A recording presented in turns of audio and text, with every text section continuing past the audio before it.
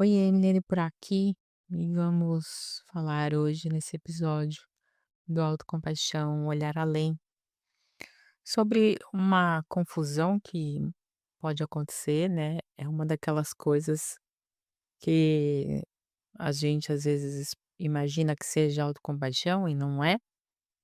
Isso então é sobre nosso tema hoje, sobre autocomplacência, ou também chamado de autoindulgência.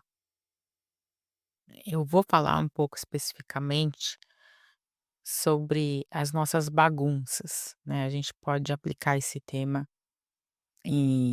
poderia aplicar, né, em outras questões, trazer outros assuntos aqui, mas eu vou falar das nossas bagunças, né, as nossas bagunças, físicas, a a bagunça da nossa casa, do nosso trabalho, mas também da bagunça pessoal, né, dos nossos tropeços.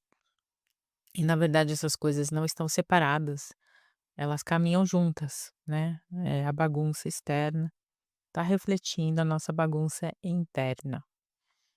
Tanto é que é muito gostoso quando a gente começa a arrumar as nossas coisas, arrumar as gavetas, porque a gente começa a sentir que está internamente ganhando espaços também.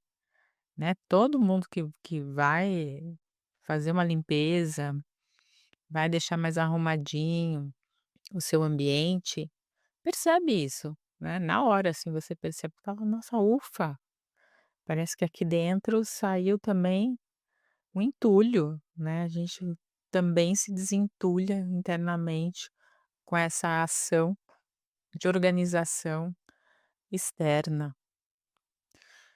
É, só que tem pessoas que não conseguem, né, sair dessa bagunça, ou de novo estão criando outras bagunças. Tem o caso dos acumuladores também. E aí, às vezes, quando a gente fala em autocompaixão, parece que nesse sentido, né, das bagunças, a gente fala: "Ah, quer saber? Eu vou parar de me cobrar tanto, me culpar, porque eu não estou conseguindo arrumar essas coisas". Porque eu fico chateada com esse lugar, mas eu não consigo sair daqui. Eu vou então deixar as coisas como estão. Eu sinto muito, eu lamento, mas é isso, né. Vou ser autocompassivo aqui. E isso não é autocompaixão, isso é autoindulgência. Isso pode ser também autopiedade, né. A gente ficar, né, nessa lamentação, uma empatia com essa bagunça, mas sem, fazer nada.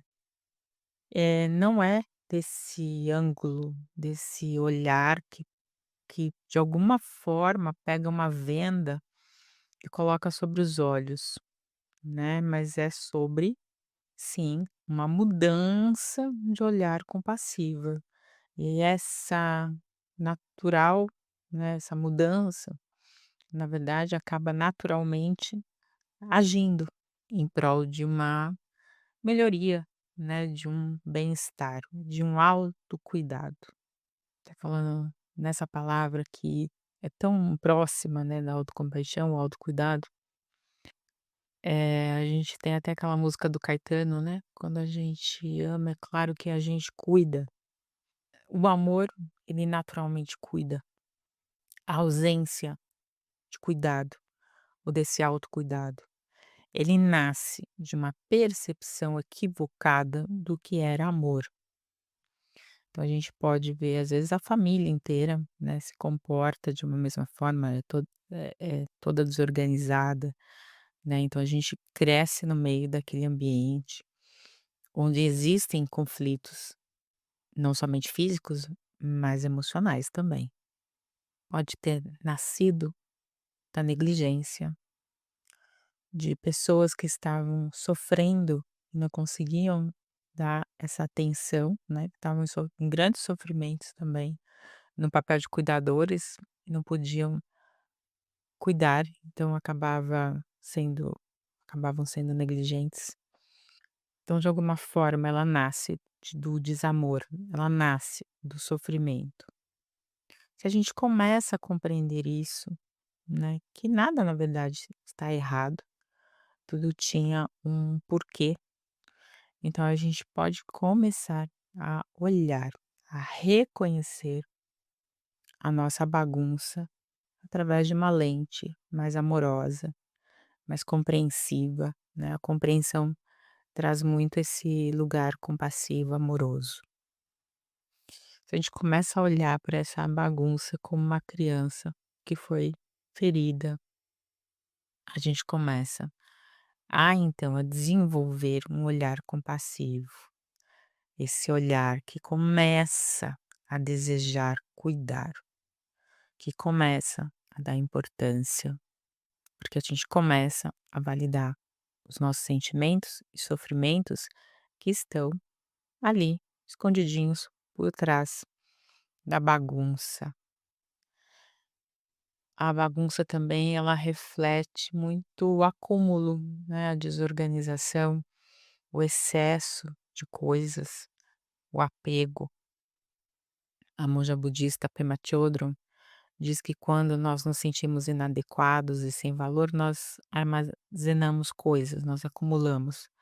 Porque nós temos medo da perda, de nos sentirmos ainda mais feridos pela carência. Então, todo acúmulo tem o seu reflexo de carência.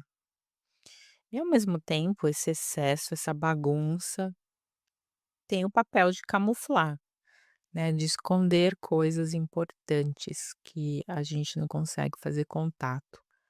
A gente esconde dos outros, esconde de nós mesmos, né.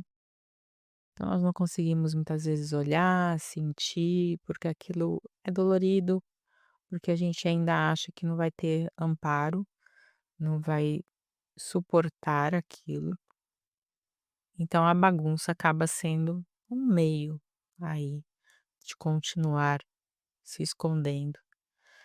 E isso tem sentido, claro, porque quando nós fomos pequenos, o nosso recurso foi a desconexão para continuar sobrevivendo.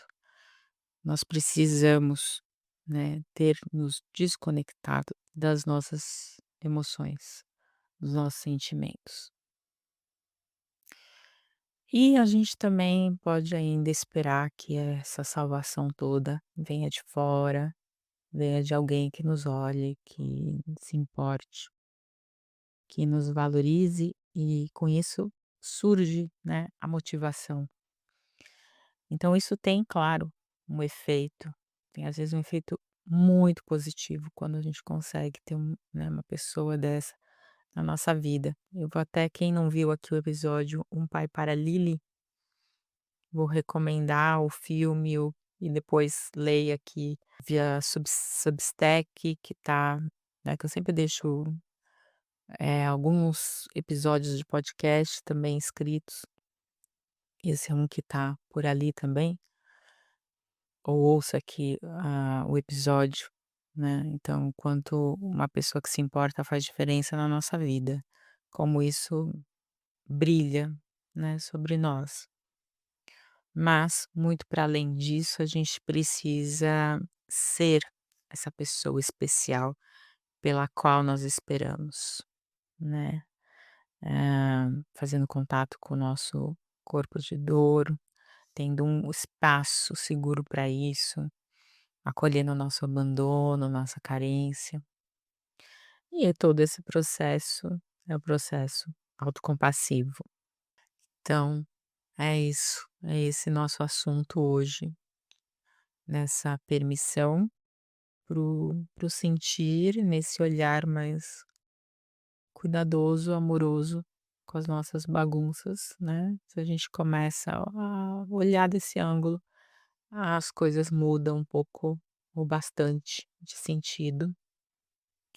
E se você deseja praticar autocompaixão, dá uma olhadinha lá no site autocompaixão.com.br, lá no link "Pratique", sobre o autocompaixão viva, que é um trabalho bacana para que você faça aí já algumas boas percepções e, se você quiser aprofundar muito mais, né, eh, dar aí um mergulho mais amplo e profundo, é, claro, um ambiente terapêutico, né. E eu normalmente falo muito pouco aqui sobre a terapia, acho que eu não tive nenhum episódio aqui, eu tô devendo aqui um episódio para falar, né, da diferença de uma terapia, de um processamento de memórias, um processamento compassivo. Logo mais faço um episódio só falando sobre isso. Mas tem informações lá também no site. É isso, ficando por aqui, até o próximo episódio.